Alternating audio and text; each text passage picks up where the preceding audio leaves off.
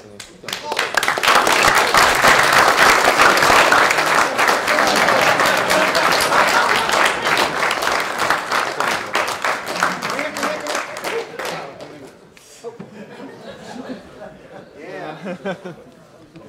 better than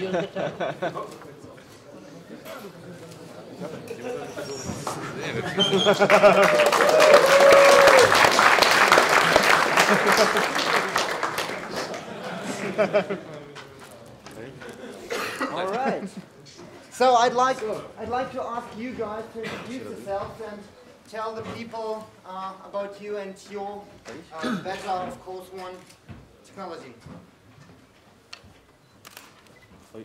Oh, yes. So this is me. I have to shout, but I hope everybody can hear me. My name is Dirkjan Bussink. It's always fun to let foreigners say that. We always butcher it, but this is the place I work. It's really nice. But today I'm going to talk about Rubinius. Rubinius is really awesome. It's a Ruby implementation that is really, really great. We did some great stuff recently, like you can have real concurrency, no global interpreter lock, like actual threads.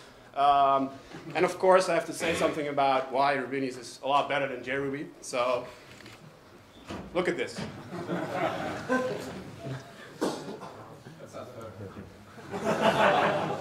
Shall I say I rest my case?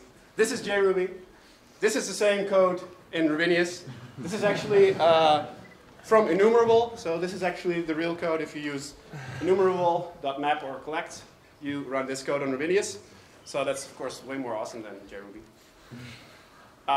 Other people agree with it. So our code base is really great. What? I agree.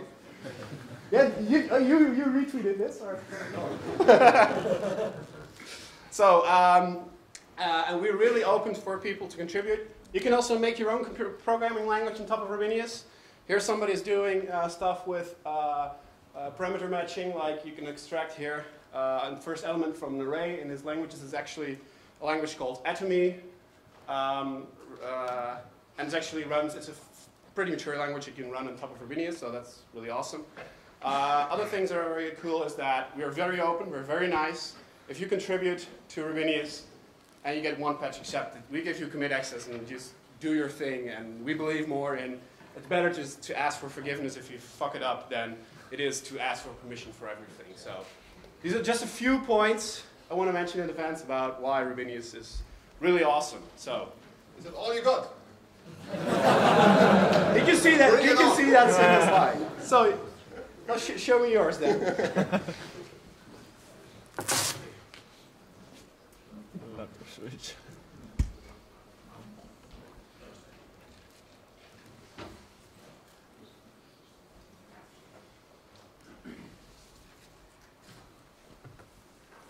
Okay, so don't listen to this guy, right? Don't believe this guy. Now the being nice part, this was this morning, right? Now it's about 5. So I'm Tim, I'm from Berlin, and we are using JRuby in production. And okay, so no, I messed up. My sentence. Muito poduszkovek, ja spellen Bengozi. So my hovercraft is full of eels, which means, okay, let's imagine Ruby is a ship, right? So what would Rubinius look like?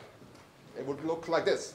Rubinius, it's a very nice ship built out of like lovely, it's all handmade, lovingly crafted out of, I don't know, balsa wood and papyrus and all this flexible stuff, and it's super nice.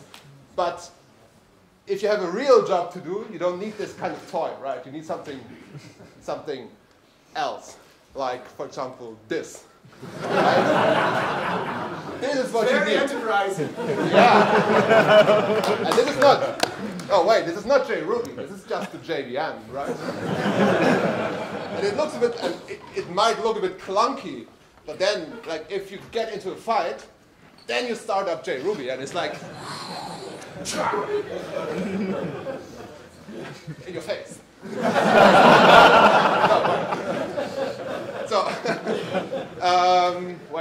So let's say you have a real job to do, right? Your boss says, we have to fly to the moon. Are you going to use Rubinius or like a real tool? Even better, if you use JRuby, you cannot only fly to the moon, but you can even brutally occupy Uranus. Like this guy.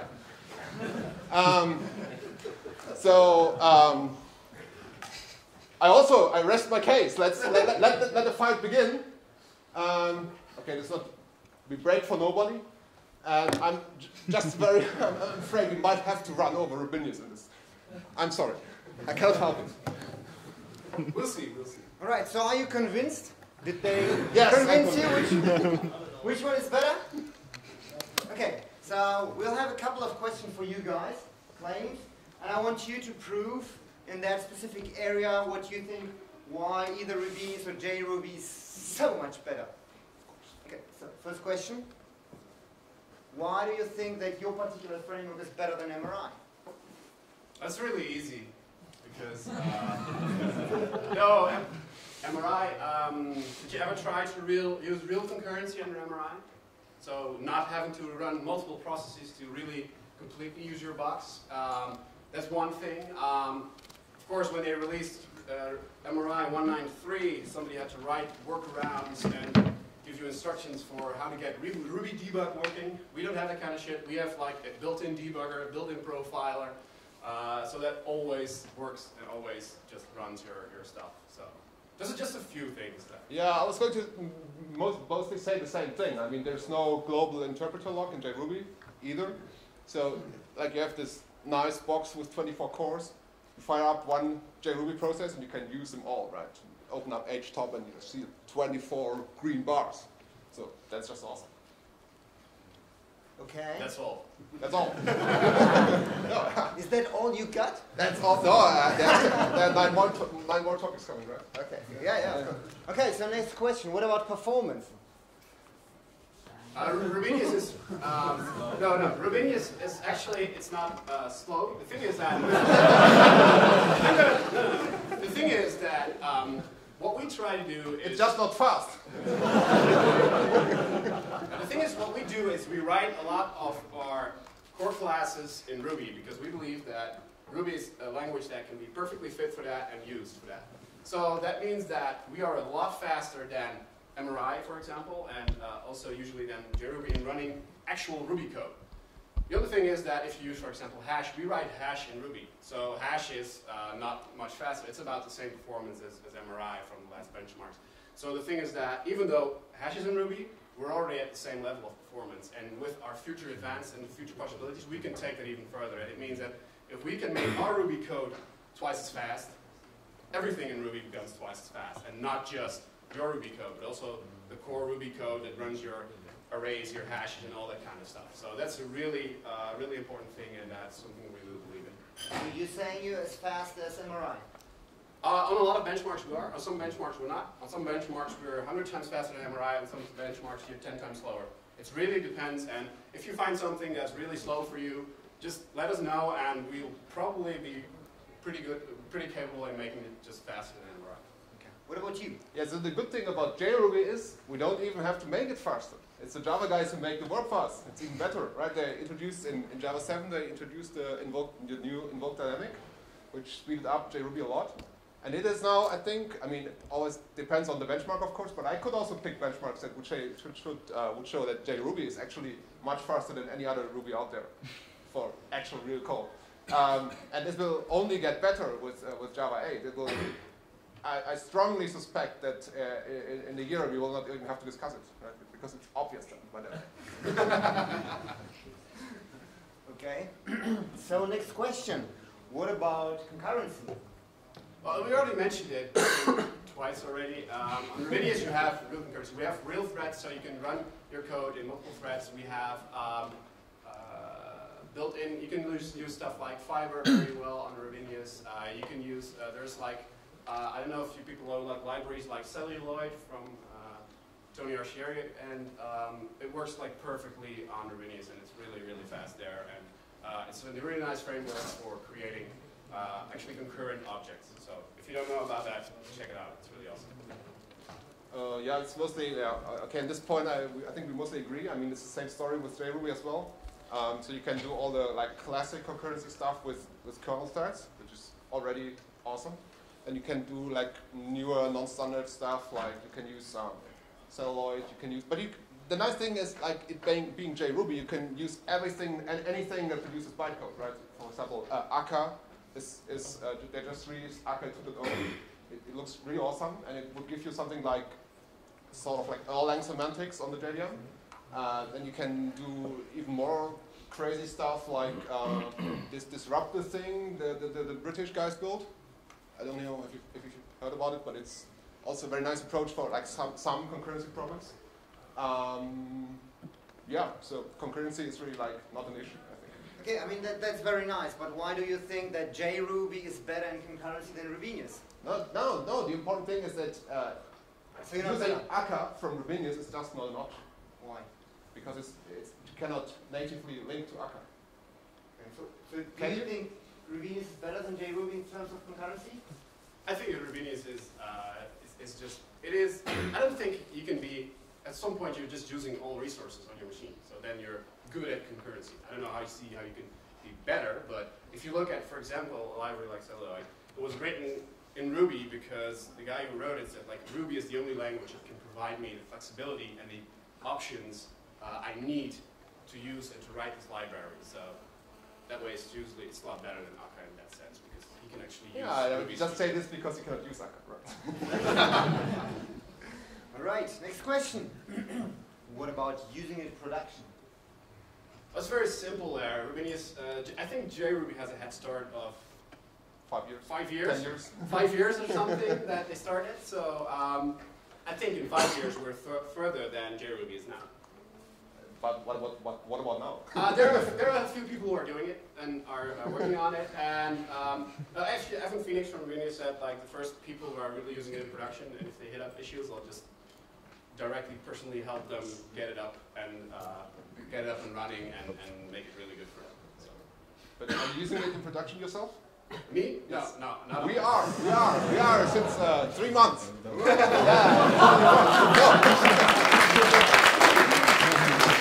So I'm not like a fancy JRuby committer or anything. I'm just a regular user, right? I'm just a consumer of this technology, and it's awesome. We're using it for event processing, and we're pushing something like 100 million events per day through the system, and it runs rock solid since 3 months. Never even restarted, I think. And memory is not an issue as well. We come to memory, right? Okay, interoperability. Sorry, okay. I already showed a very short example. Rubinius is a great environment to also use your own, make your own stuff on, write your own languages, use Ruby code from your language back and forth.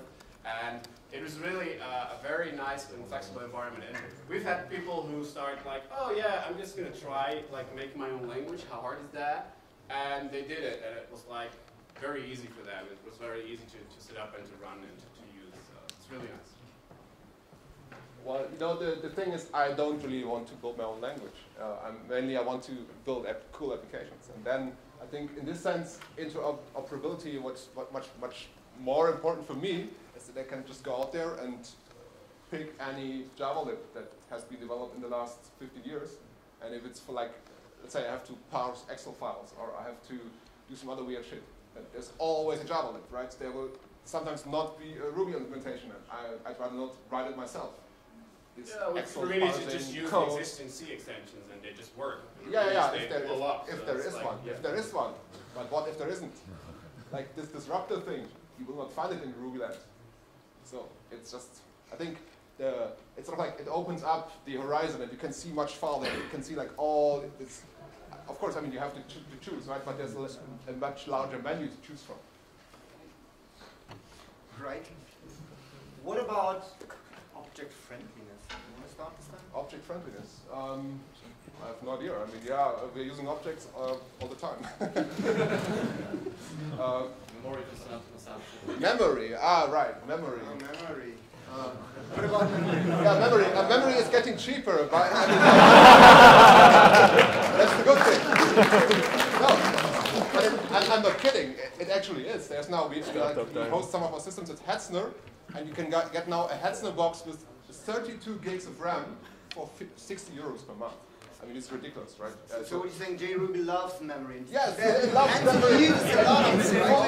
It fully embraces this trend of memory cheaper every day. So you support the industry. The Rubinius, we actually care about that. So we do things like optimize objects for you, how they are laid out in memory. So if your object uses, for example, 5 instance variables, the compiler actually detects that and creates a very specific memory layout with like 5 pointers in memory.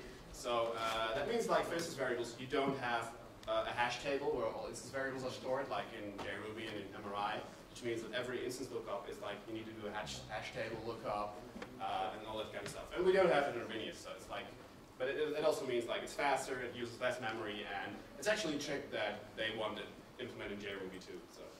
But they haven't yet. Well, on the other hand, the nice thing is that they can just swap out the JVM for a better JVM. For example, like the Azul guys have been building this Zing VM that has like continuous garbage collection running in the background.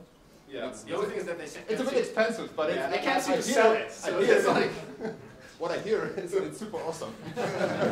It's awesome technology, but if you cannot sell it, and if people don't buy it. Well, I could buy it. I could get my boss to buy it. Yeah, I don't know. Maybe you'll be bankrupt after. All right. Tooling. Tooling. I mean, tooling, this is right up our alley, right? Tooling. I mean, guys have been working on tooling for Java since the start of time. So there's more tools than you will ever need or consume or use. Yeah, but you also have to look for the Java into like for the Ruby. Like in Rubinius, we have like actual tooling targeted at Ruby. So like a debugger, a profiler, a remote agent, so you can remotely log into your running Rubinius process and see how much memory is it using, how much threads is it running, what how much memory isn't using. Of course, if you do simple math, like, oh yeah, I saved so much memory by using Rubinius over JRuby. So yeah, so that we have that built in, and it's something that we have the basics, but it's going to be way more awesome in the future. Yeah, but we have this whole ecosystem of tools around it. I mean, we have stuff like standard interface to the VM that everybody can connect to. And is there actually anything to hook it up to? Yeah, you can connect to. But is there anything I could actually hook up to? Yeah, we have an sample. Yeah, a sample, right. No, that's what I said. You can see how much memory it's using, the threads are running, and that kind of stuff. You can already see that. I can show you that. Okay. Cool. Okay. Extensibility. How extensible is the Rubinius? Very easily. Because it's all Ruby, so it's very easy for people to get into, to look up, and to create their own. I think Yehuda Katz at some point wrote a blog post where he was just adding a new feature to experiment with Ruby itself by just adding something to the Rubinius compiler, which was like very simple and very easy. So, and it's really because everything is in Ruby, so you can actually like look at your own code and how it's running. You can see like variable scopes which are running, so you can use that to extend and to create the weirdest things in Ruby. What about non-Ruby extensions? What do you mean, like C extensions and stuff like that? You can just run them. Well, I think there's an C extension which basically really invokes a JVM, so you could probably run that if you want that. But. Well, I mean, with JRuby, the story is exactly the other way around, right? It's not written in JRuby, it's written in Ruby, so it's even easier to extend, I would argue, because there's like millions more Java programmers out there. You can just hire 5 if you need to extend your system. You solve everything with throwing more. Yes, like more memory, exactly. I'm providing jobs. You're just.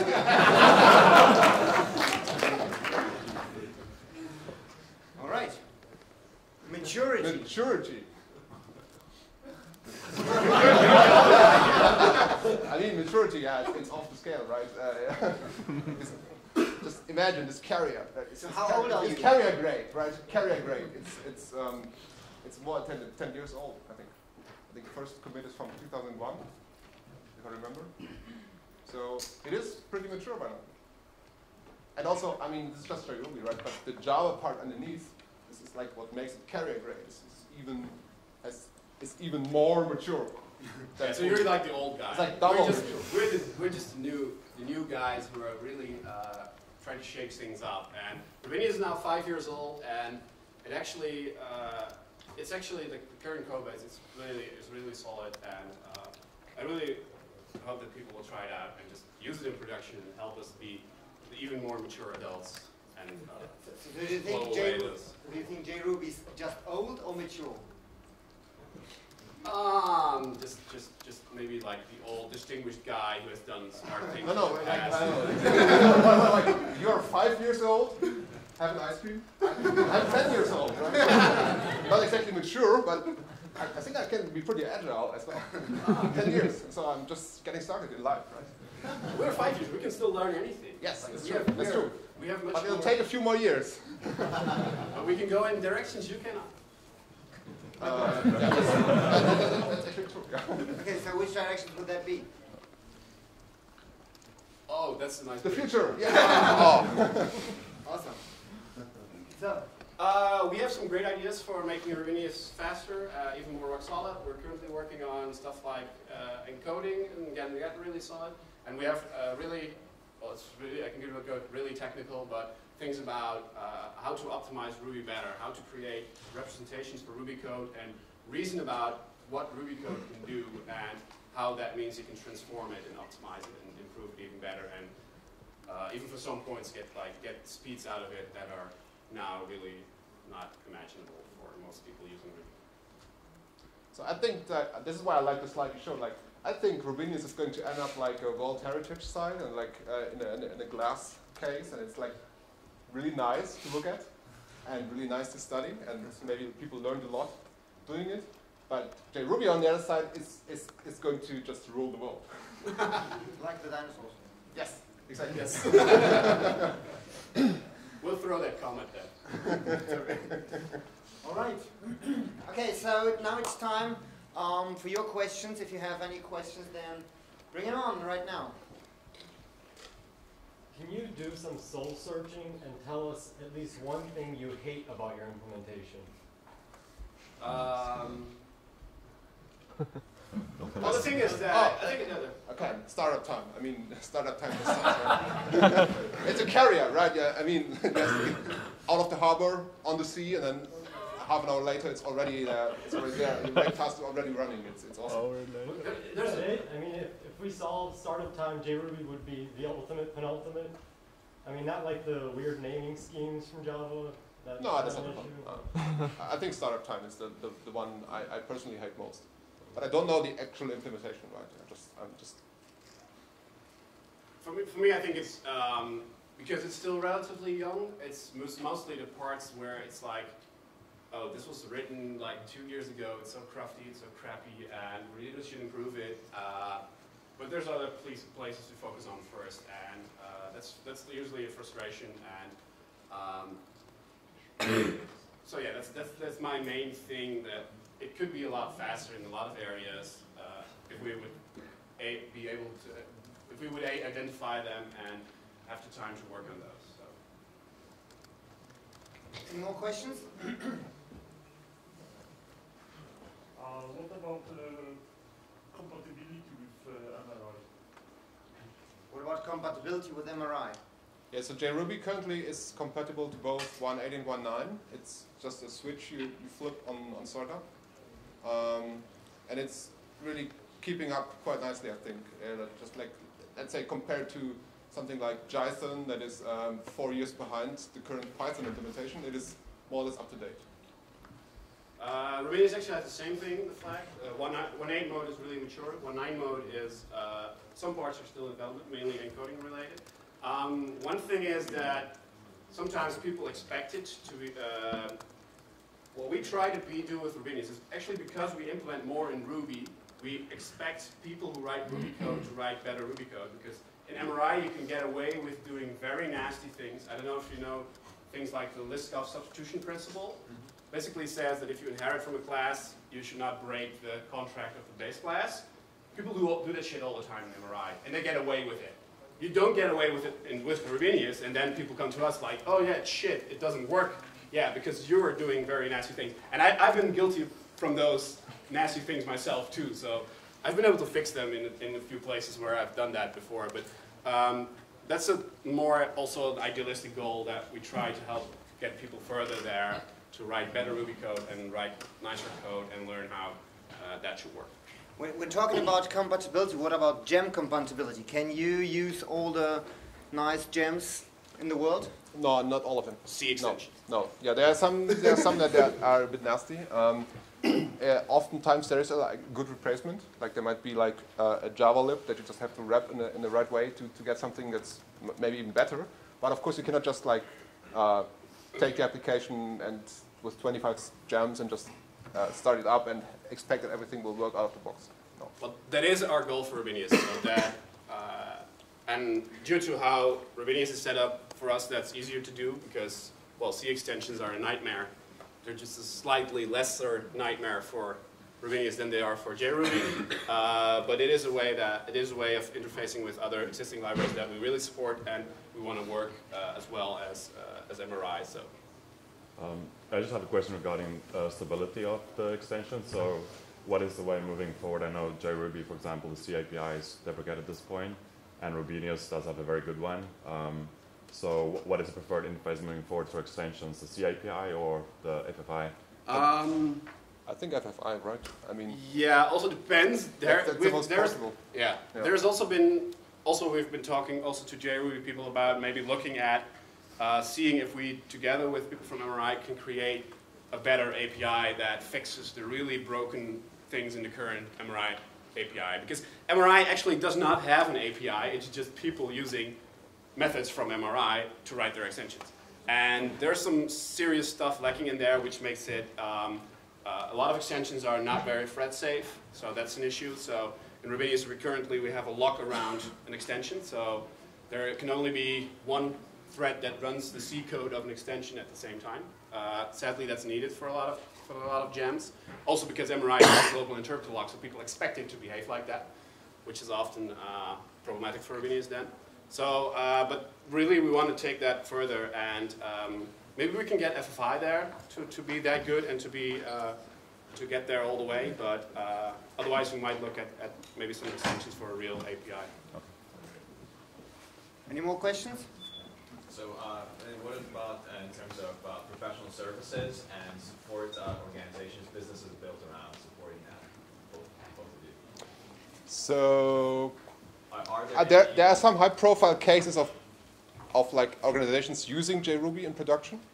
We're seeing it more and more, and so I think this is just like a matter of time until there will also be like specialized consulting for this case. I don't know if it already exists. I'm sure. Engine Yard maybe could help you. Yeah, for Rubinius, I know I've heard like there have been a few of those questions like that. I think mostly they went because two of the Rubinius guys are working full time for Engine Yard, so it went for them. But there's like no real any environment or anything behind that at this point. But I can see maybe happening in the future. Aren't you afraid that at some point you'll hit a barrier, the performance barrier, which you won't be able to pass because of the ideas you are using in building Rubinius? JRuby or MRI can optimize some parts of their code because there's a trade-off that not everything has to be written in Ruby, so it's easy to go further in optimizing some things. Well, for Rubinius, well, if there are, of course, we have the virtual machine itself is in C++, so there's a bunch of stuff that we chose to write in C++. The fun thing is actually that we did some stuff in C++ before with iteration, so like if you used each, you did some C++ code. At some point, we replaced that and we removed it and we replaced it with Ruby code, which actually made it faster. So there are already a lot of ideas in our heads that we have, so we don't see that barrier coming for at least the next few years because there's still so much to gain in that area. Also, especially if you go into like reasoning about Ruby itself. Right now we use LLVM for the JIT compiler, but LLVM does not know anything about the semantics of Ruby. It knows only about the semantics of the the Rubinius bytecode and how that creates native code. So we can teach it a lot more, and we can create stuff that teaches it a lot more on how to optimize this in the future. So maybe it will be at some point, but you'll probably hit the same barrier if you write it in C++ or in Java in the same way then. Yeah, the main difference being that there's like already a couple of man years of work that has gone into VM research and improving the JVM. So it's like but we're not afraid of also using that research and taking that and also implementing things there. So. All right, more questions? You mentioned that 1.9 encoding stuff is not like handled yet. So I saw a tweet by Brian Ford about that he wished he'd got more involved when a lot of that stuff was being written. So what I was wondering is, if it's not implemented yet, is there any chance that we could get it so that you don't have to put a comment at the top of every single Ruby file encoding UTF-8? The tricky thing is that you get into the area of what is actually Ruby. And there is no definition for what Ruby is except for what the standard implementation MRI does for Ruby. So maybe we could, if it absolutely does not break anything for other people. So that's the thing there. But it sometimes has been frustrating both for Rubinius and JRuby that within MRI, some things are discussed, like on their Japanese mailing list, which is not very accessible for a lot of people. So things are thought about and discussed about that at some point just land in the Ruby world, and people are like, oh, what the hell is that? Oh, shit, maybe we should have done it differently. So we really try to improve that process and get all the implementers to talk to each other and to be better discuss those kinds of things. If you have an idea that it can work, how it can work in Rubinius without breaking anything, we really welcome it. We'll just write it and we'll pull it in. It's like you said that Ruby is basically defined by how the MRI is implemented. There is a standards document. What's your opinion on this? It doesn't say anything. It creates very rough outlines of what you would need to do to call it Ruby. But if you would solely and just implement what was written and described in that document, you wouldn't be able to run any real-life Ruby code. So that's basically, so like running Rails, for example, that's like for a Ruby implementation, that's usually a big thing, and you have to do a lot before you're able to run Rails, and a lot of specifics. And we've had, at some points, we've had cases where we're like, oh, this is so specific, corner case behavior, we don't add that. 2 months later, somebody opens an issue report that his code is not working because of that very specific corner case that's working differently. So, you had that in Brazil, actually. Oh, that could be very well be. Okay. Any more questions? Yeah. Have you stolen an interesting or an important idea from the opposing implementation at any time? Yes. So I have no idea because I'm not involved with the JRuby implementation. It happens all the time. No, it really. The thing is that like we're here, it's like set up as a fight, but there's sometimes this idea that there is really a fight, but it's really we learn a lot of stuff from each other. There's ideas that Rubinius, the virtual machine, is taken from like the JVM. Like, oh, how does, for example, how the JVM does things with locking.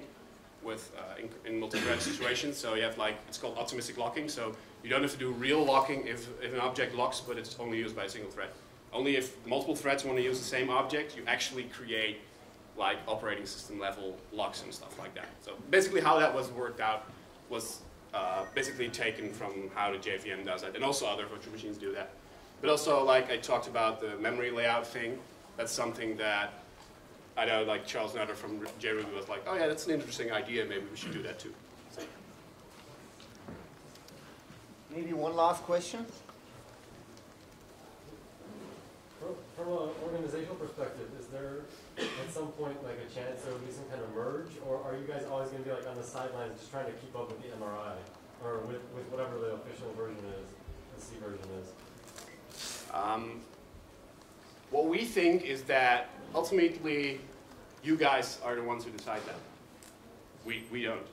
If we get Rubinius to be so good that everybody ditches MRI and starts using Rubinius, That's not, well, we could of course try to convince you to start using Rubinius, but it has to be so good that you want to keep using it. And ultimately, the community will decide on what they will use.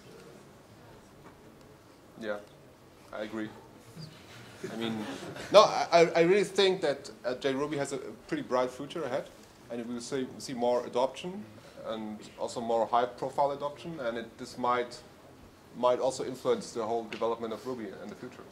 Of course, nobody knows how this is going to play out, right? So.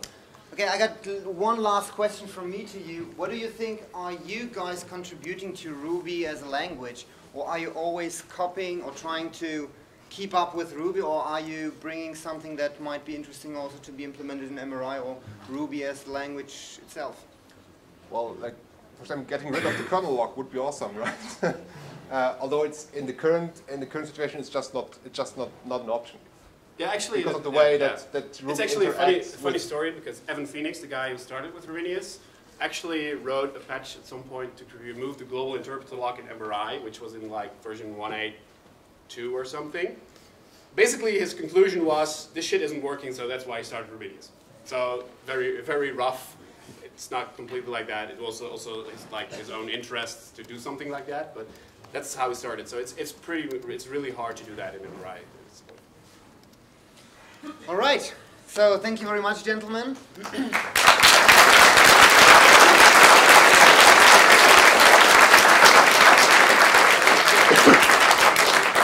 Let's have another 15